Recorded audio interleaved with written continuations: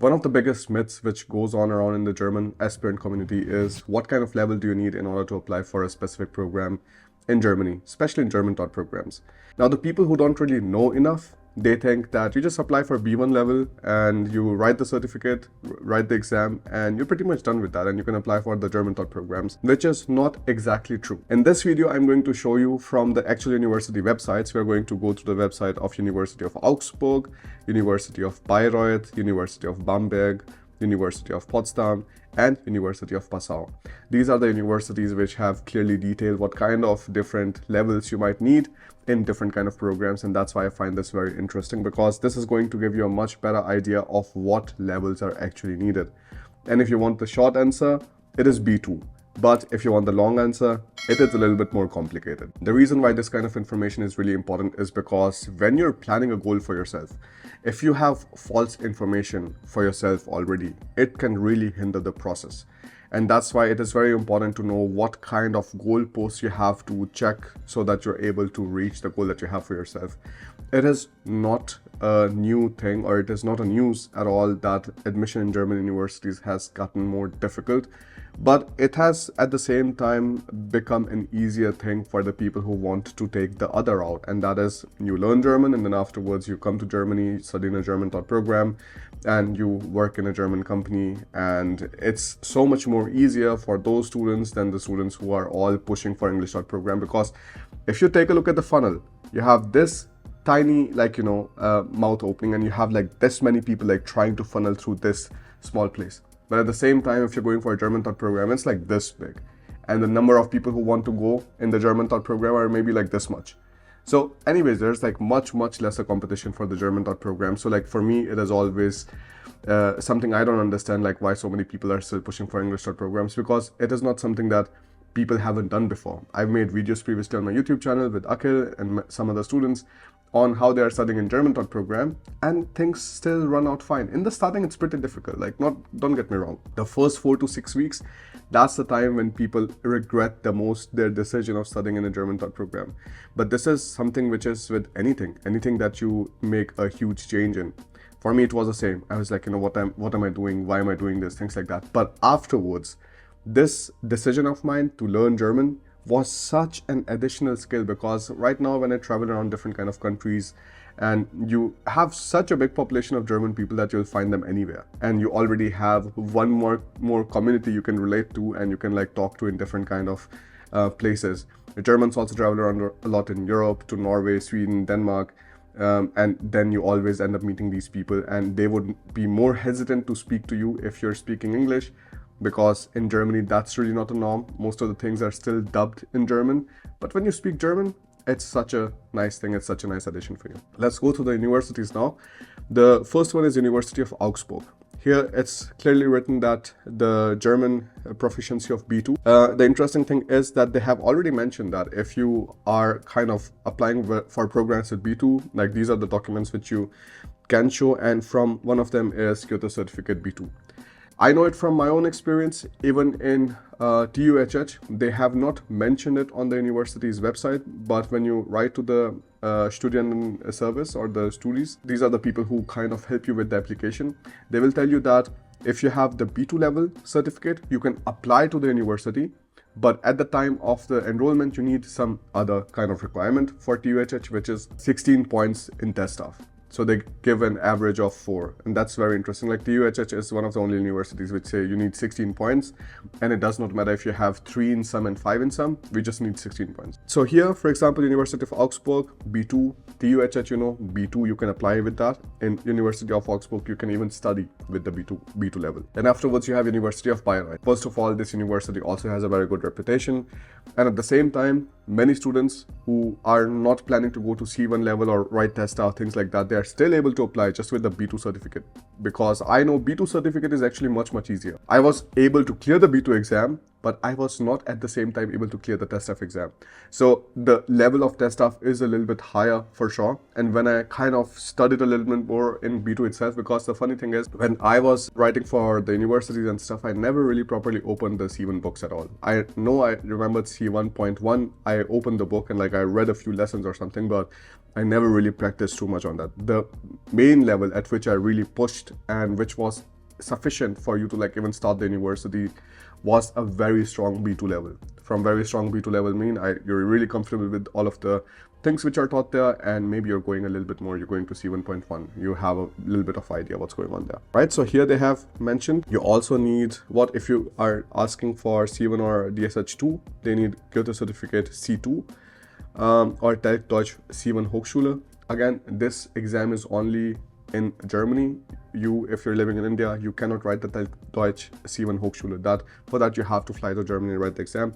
That's why it doesn't really make sense. So people end up writing the C2 exam, which very, very few people do. Most people end up writing the test staff or the Goethe certificate B2, which is also one of the requirements here. So if you have the Goethe certificate B2, you're able to apply to programs.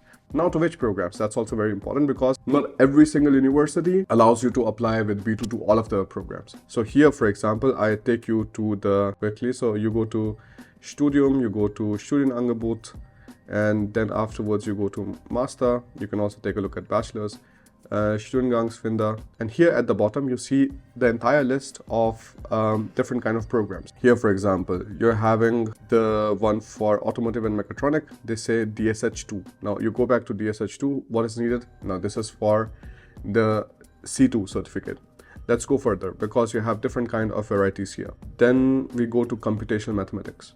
Computational mathematics, again, an engineering related degree. Here you need just German B2, and with German B2 you're able to apply to this program. And they also say that you can learn either in German or English if there's a demand for that. So that's the thing, like when you're spending time doing your university research, it's very important to take a look at what kind of levels different kind of universities are asking for. Because if you take like very, very easily, so many universities are also allowing you. So here, for example, this one is in English, but in English itself, they're just asking for B2 and they're happy with that. Watch out for these things, and this really helps you in kind of making sure what kind of goals you set for yourself. Then we go to the next thing, which is the University of Bamberg. University of Bamberg, they have a very nice graph here written. And look, this should not be a joke, but this should be a kick in the butt for everybody who's happy with A1 or A2 level of German proficiency. Because you take a look at the A1, A2 German proficiency and it's written in red, kein Zugang zum Studium, das Deutschkenntnisse voraussetzt.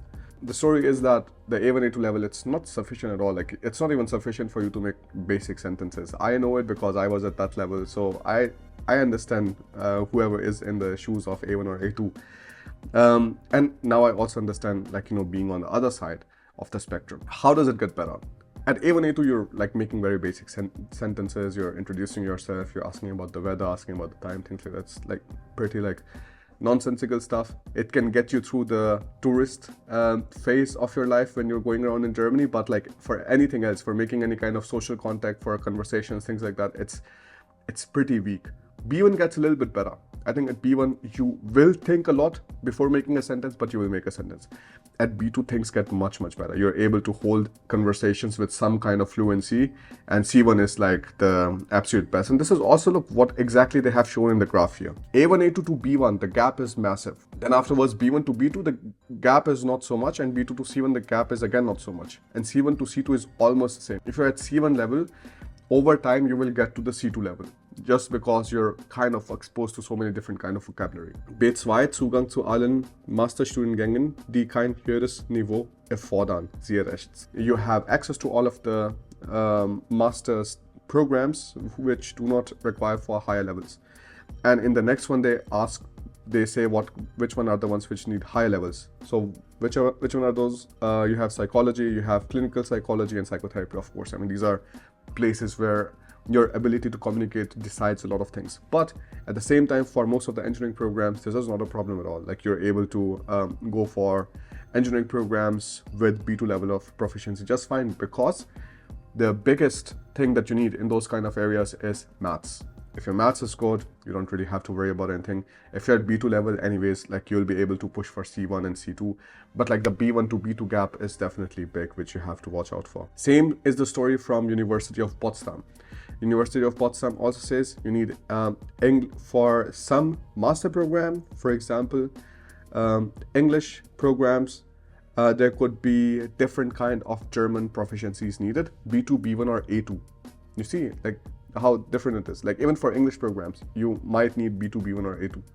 So it's very important that you like do not miss out on this and you're like, okay, like, you know, does not really matter.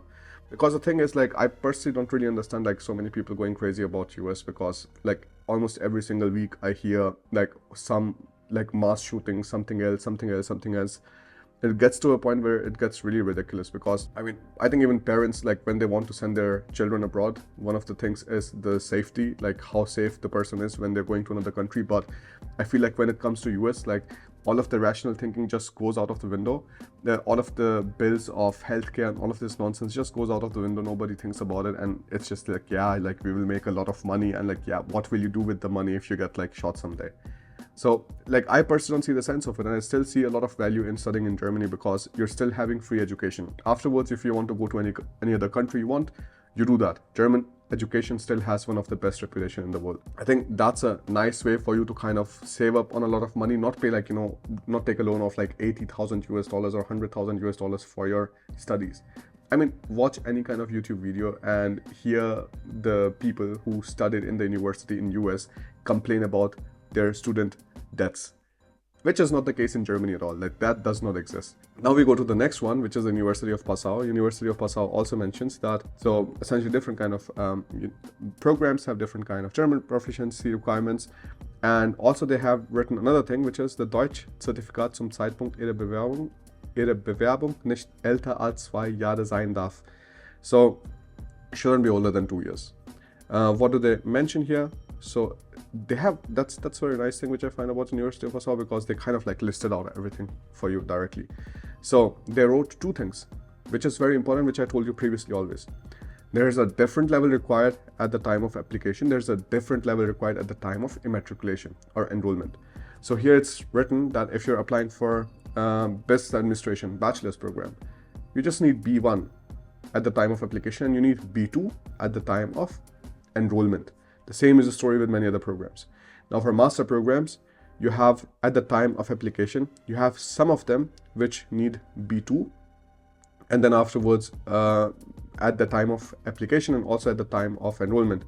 Now computer science here, you need B1, and this is English program. You need B1 at the time of application, and you need B2 at the time of enrollment, and this is for an English program, like I said. And that's what I'm saying, like, you know, because the number of applications are simply so high that so many universities are now having these kind of requirements where you have to show better German proficiencies, and there's no way around it.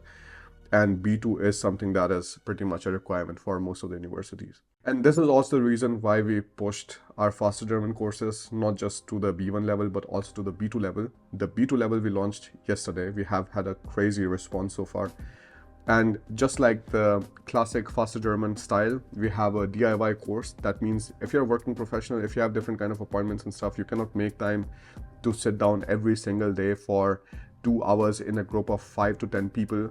There's a flexible way of learning the language, and that is you have these lessons which are available to you in your dashboard. You have resources on how you can clear your doubts when you have doubts, and you have very detailed content and exercises given to you in the course.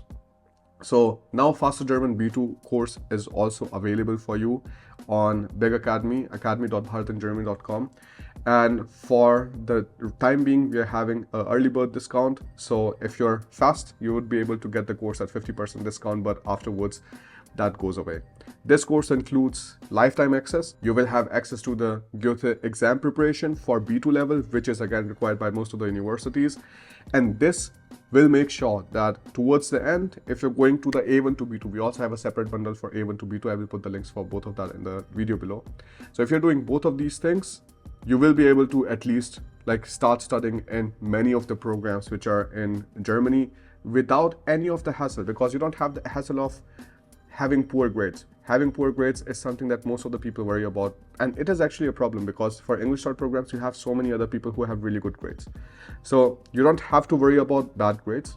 You don't have to worry about not getting accepted or something because the number of applications are very less in the German taught programs, and the process in general is much easier. And then also your transition afterwards into the German job market is also much easier because you have the German proficiency that most of the other people don't.